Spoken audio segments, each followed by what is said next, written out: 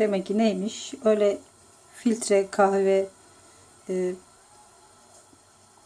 makinesine gerek yokmuş. BİM'den alınan süzgeçte yetiyormuş arkadaşlar.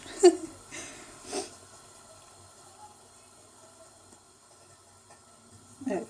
Bu bildiğiniz süzgeç. 2,5 liraya aldım BİM'den.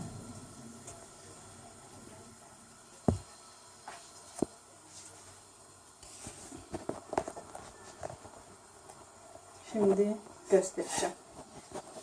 Çaydanlık.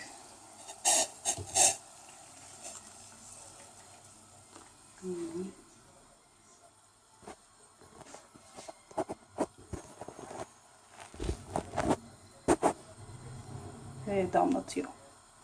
Harika ya. Vallahi.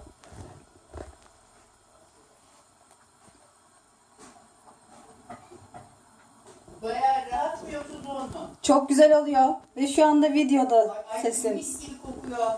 Gel gör. Gelin mi? Gel gel. Mis gibi.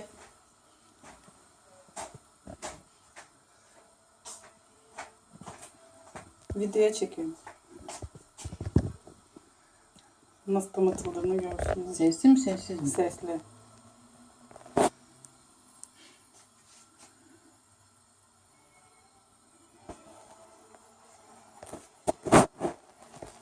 Ama damla damla. İşte bu damla damla nasıl Şöyle yapsan olmaz. olmuyormuş herhalde bilmiyorum. Hızlı gider adam. Evet. Bunu denemek senden olacak. Bu şekilde tat.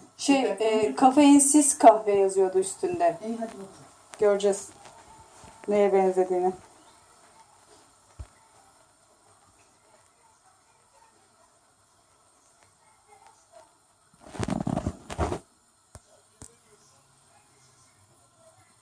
Hani süzgecin markasını merak edenler için çekiyorum.